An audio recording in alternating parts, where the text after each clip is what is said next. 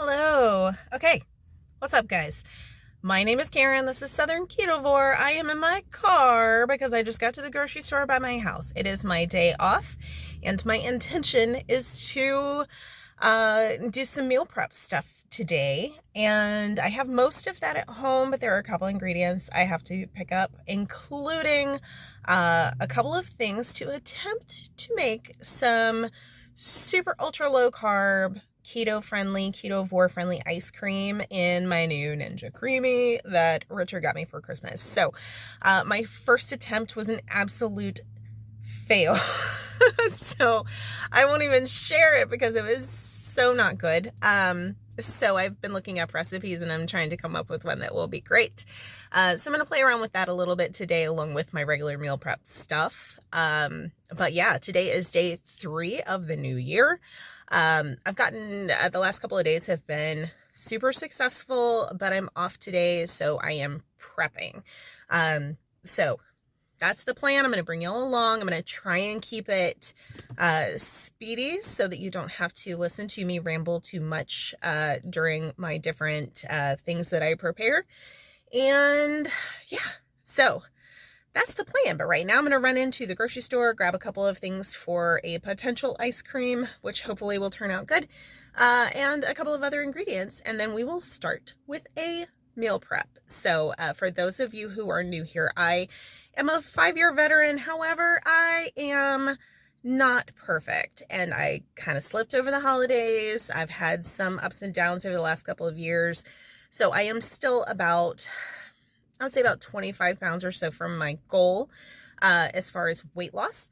However, I have at this point really reclaimed my health and my blood work is great. And I have absolutely, with confirmation from my doctor, reversed my type 2 diabetes, which was my initial reason for starting a ketogenic diet.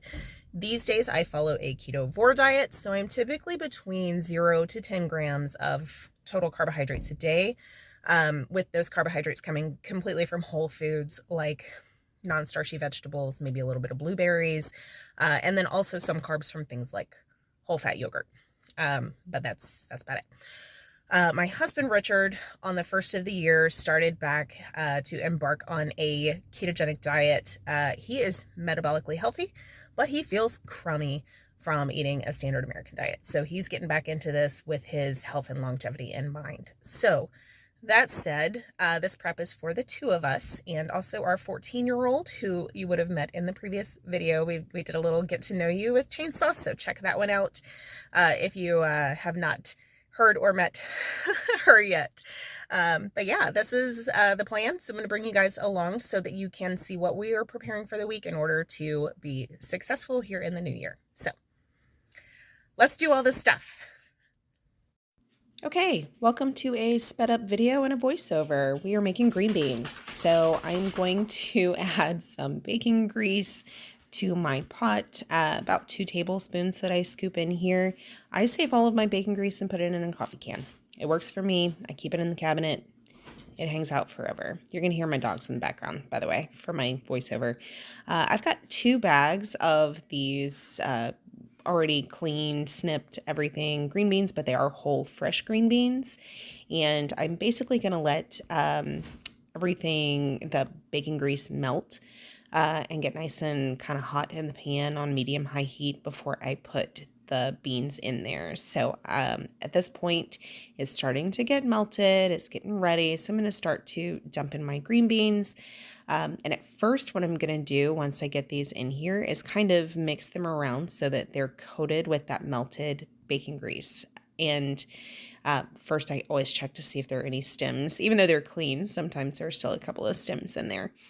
But we're going to just kind of toss them around a little bit, make sure that they are coated with the bacon grease and that everything is kind of cooking down. Also, I'm going to be using a 1/4 cup measuring cup to add my other ingredients to this as we go. This is very simple. You honestly could just leave it with whatever fat you choose and cook them to desired doneness, but I like to add a little bit more to the party to make them taste even more special. So at this point, they are starting to get cooked through where they're a little bit more tender. but it's nothing crazy. I like to still have a little bit of a bite, like a crunch to them when the time comes. So at this point, I'm just adding some kosher salt and some black pepper, and I really keep them very simple. You could also add some garlic, like fresh minced garlic, or even some onions or something like that if you would like to add those flavors. I think that would be absolutely delicious. I'm going to use some of these Costco bacon crumbles. I'm going to add a 1/4 cup of those. I've been using these, and you will see them repeatedly throughout this meal prep, but just a little bit for extra flavor and everything is coming out so, so nice. And it also adds like a little bit of different texture to it, but it's just so easy to not have to cook up bacon to chop up for these things. I'm also adding 1/8 of a cup of grated Parmesan, and that's just the store brand, and it's just 100% grated Parmesan cheese. And then once you get everything tossed in there together, it's super beautiful and tasty. Everything came out great. This was about a 10-minute process total to get those ready 100%. And that's what they look like when they're all done, stocked up for the fridge. All right, next we're going to make some diced rutabagas. This is my first attempt, and I've got to say, like, everything smelled so good that I had to taste it when I was done. I'm so excited to start making these a little bit more. Diced rutabagas are really relatively low in carbohydrates as far as everything goes.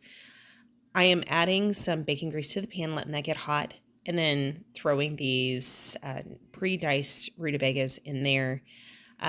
Basically, that I was picking out like a little piece of the foam tray that was stuck to one of those. I'm just going to liberally salt and pepper these and let them cook in the bacon grease. I've got this on medium high, and this was my first attempt, y'all. I've never made them before, but I'm kind of glad that I just randomly tried it.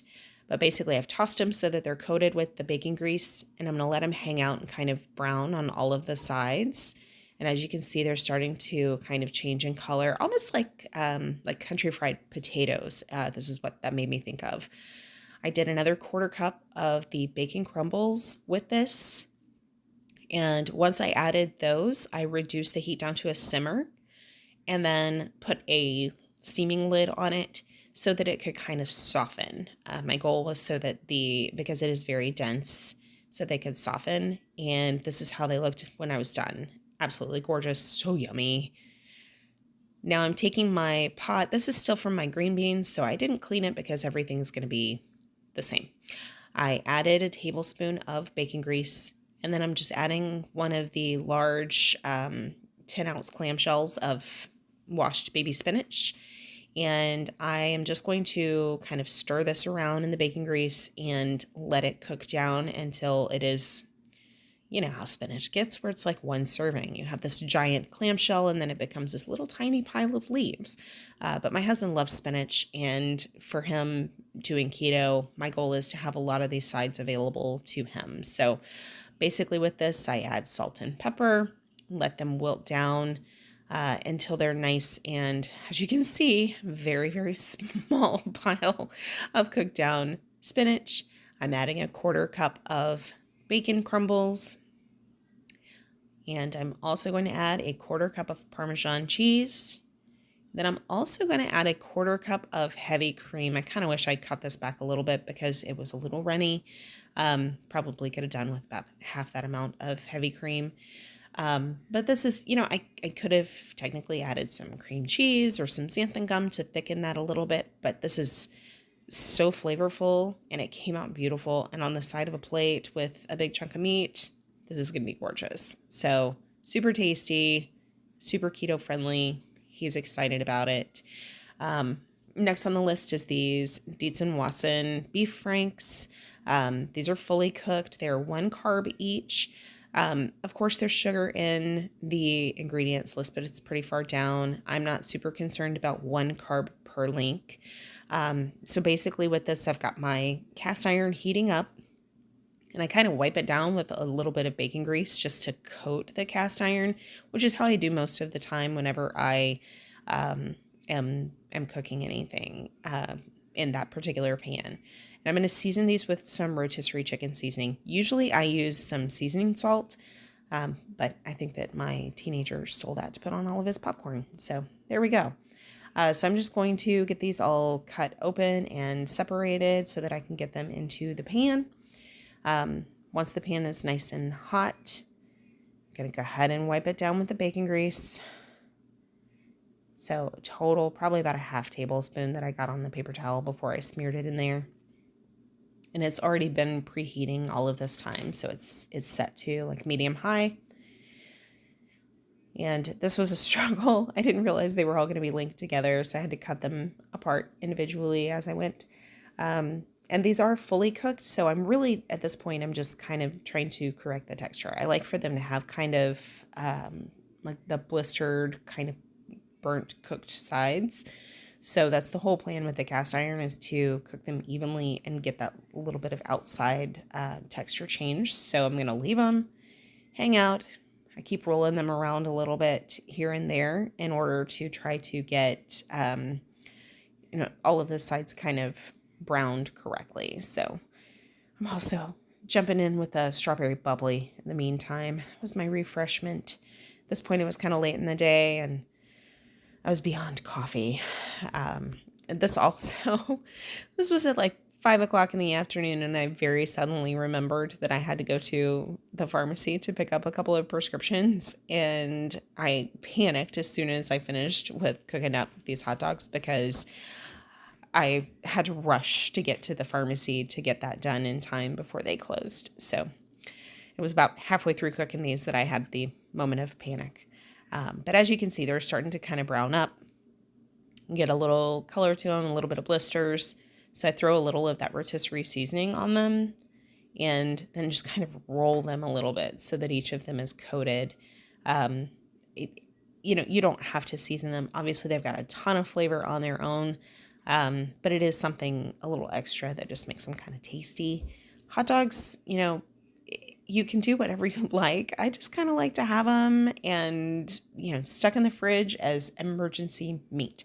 You can eat them cold. You can eat them hot. You can slice them up. You can dip them in mustard, whatever works. And everyone in the house likes them. So if I stick these in the fridge, everyone's going to be able to eat them and kind of dig into them. And as you can see, those little blister marks, so good, so tasty. And so basically I'm just going to let these hang out. I turned off the power or the heat to the pan. And once they cooled off, I packed them up. They look awesome, super tasty. I'm excited for those. Next, I'm going to make the pork chops. We ended up having these for dinner directly after this. So they're beautiful. These were the really thick, boneless, center cut pork chops from Costco. A couple of them were like 2 inches thick. Most of them are about 1 3/4 inches. But I'm going back to my cast iron. I did the same thing with some bacon grease in there. And I'm using Cavender's Greek seasoning, paprika, and some black pepper. I also did kosher salt as well. And you can really see that. But I coated both sides. And I'm just going to put them down in the cast iron and get a nice crust on each side. So we go from seeing that nice raw side, constantly cleaning my countertop or my stovetop. I'm appreciative for the glass, even though it doesn't like the cast iron too much. So I put the salted side down and add the salt on the second side so that it's there when I go to flip these guys over once they develop their little bit of crust on the first side. And immediately my whole kitchen smelled so good. These turned out really, really delicious when it was all said and done. And prior to putting these in the pan, I did also preheat my oven to 350 because I'm going to throw them in there to cook the rest of the way through. They're so thick that they would have been a mess if I tried to do them just in the cast iron. So you see them, that beautiful color now that I've flipped them over. And because they're so thick and they have those real thick sides, I also turn them all to kind of brown up each of those sides as well. You don't have to do that. Obviously, it's a step you can skip, but I really liked having all of the sides browned up as well. And I just kind of give those on the sides. I maybe did it about 30 seconds, 20 to 30 seconds on each side. But on the flat sides, the primary sides, I did about 2.5 minutes on each side to get that nice brown sear on there. And this is all over medium-high heat in the cast iron, which I did learn from Cassie over at Carnivore Quest with her chuck roast recipe, that kind of slowly warming your cast iron is the way to go. So I typically will put it up to medium-low, and then up to medium, and then medium-high, but I take about 10 minutes total to warm it up all of the way before starting to cook in it. So I feel like when you do that, you get a little bit more of an even cooking surface. So basically with these, I make sure that all of the sides are as browned as I can get them, as far as kind of just sealing in all of the juice and everything inside these guys. You can see how beautiful they look. And I'm going to kind of spread them out evenly in the pan. And at this point, my oven is preheated, so I take the whole cast iron and I'm going to put that into my 350-degree oven. I'm adding about a cup of water, and I'm going to tent this with just a traditional pan and stick that in the oven. They came out awesome. There's a little au jus that I put in a little cup on the side to mix those in. Last thing I'm making for the day is some brown butter bites. I have a whole video on this. I'll include that in the description below, as far as how I make these, but I did decide to go ahead and make some of these as well to stick in the fridge. They're nice as a little kind of saving grace when you're desperate for something sweet or for a little piece of fat. I added cinnamon and a half of a tablespoon of vanilla Jordan Skinny syrup, just for a little bit of extra flavor and sweetness. And that is it, guys.